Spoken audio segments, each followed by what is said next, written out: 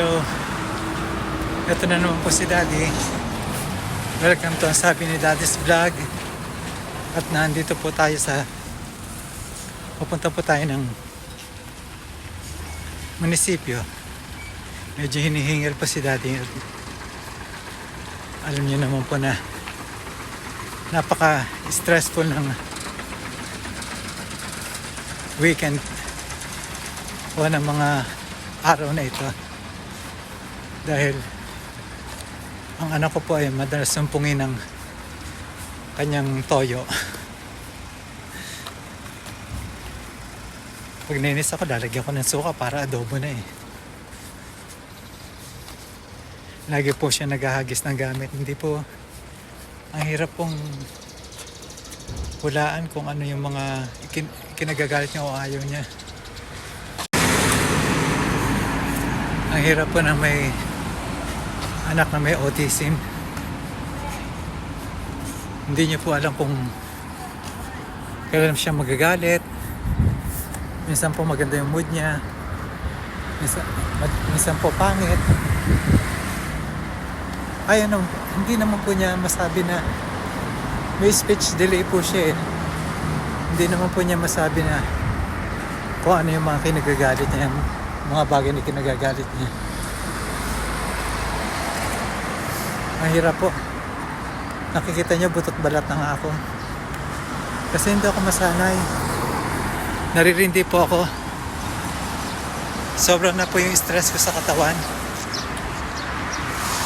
Nilalabanan ko lang. Dahil kailangan. Napakahirap. Yung isang araw po, hinagisan niya ako ng tubig sa may TV tumama. Tapos kahapon naman, hinagisan niya ako sa harap ng malaking silya. Napakahirap po. Talagang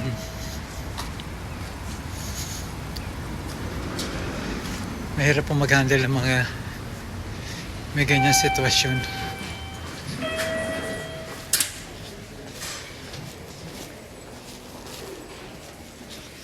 Dito na po ako sa munisipyo. Kukunin ko po yung may number ko. Bawat po tao rito ay merong tinatawag na may number.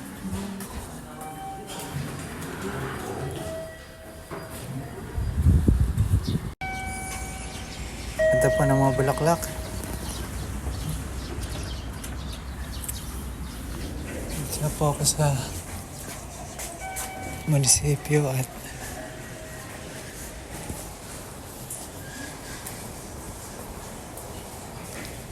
naglalakad-lakad po ako, tahimik lang po ako. Mahirap na pumasita. Kunin ko po yung may number ko.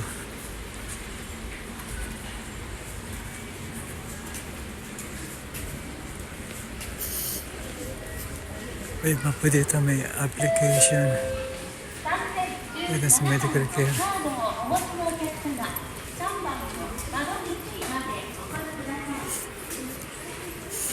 Mga national insurance at saka pension.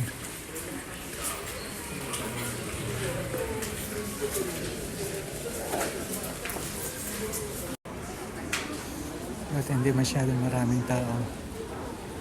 Mabusisi lang yung pagkuha ng my number ngayon.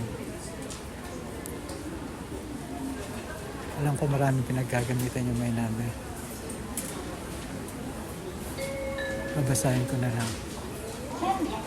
397番の方は窓口にお越しください。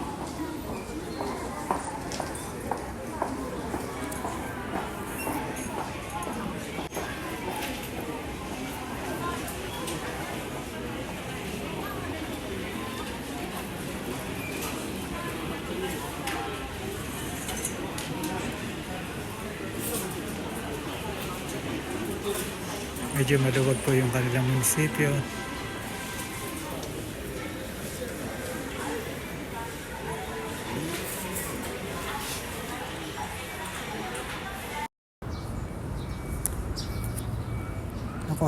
aking may number.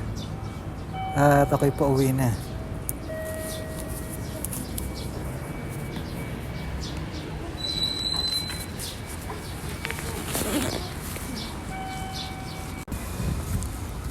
Pauwi na po ako. Nakuha ko na yung aking may number. Mamaya ko na lang po babasahin kung anong mga pakinabang ng may number na yan.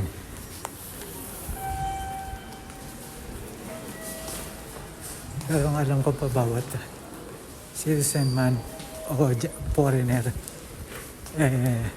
kailangan pong kumuha ng may number.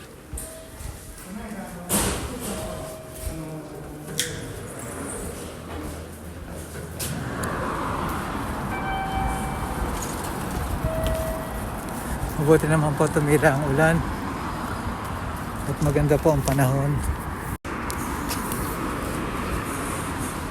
Pero ramdam niyo pa rin po yung lamig lamig ng panahon.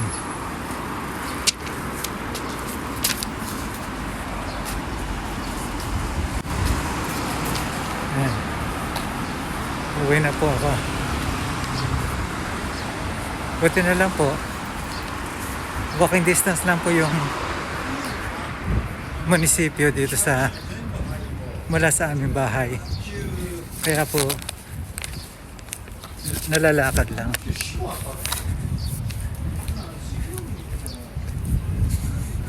Ilang araw din po nag-uulan. At saka sa mga susunod pong araw mag-uulan din uli. Kaya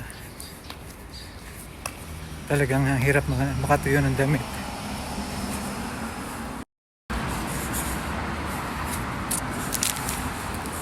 Kwentuhan ko lang po kayo tungkol sa isang Pilipina na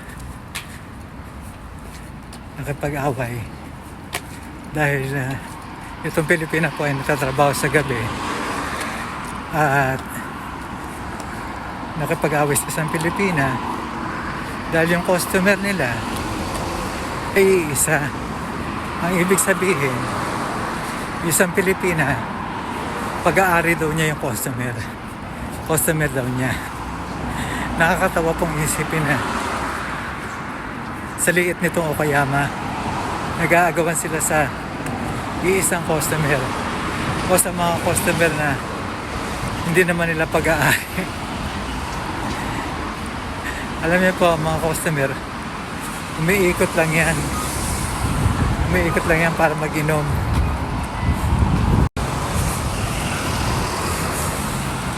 Pagkatapos po, hindi niya mapipigilan kung saan nila gustong pumunta dahil sila nagbabayad ng iniinom nila. Mahirap po na pigilan yung mga customer ng ganyan.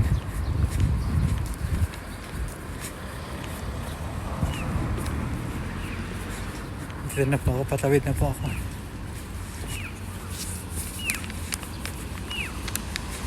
Sabi nga ng isang Pilipina, asawa mo ba yan?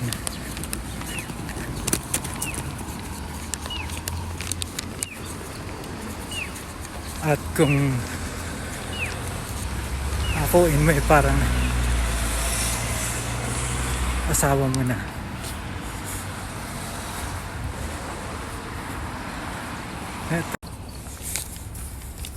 Yan po hindi maganda sa mga Pilipina. Konting mga bagay na dapat naintindihin muna o hindi naman nila pag-aari. Na-table lang sila. Sasabihin nila pag-aari na nila. Hindi nila alam yung customer at chikuchi kung saan umiinom at kung saan umiinom kasi nung tinable niya kanya siya that night. Lalo na yung mga parokyanong galante at yung mga nagbibigay ng TIP, hahabulin talaga nila yan. Hahabulin nila yan para sa kanilang kinabukasan.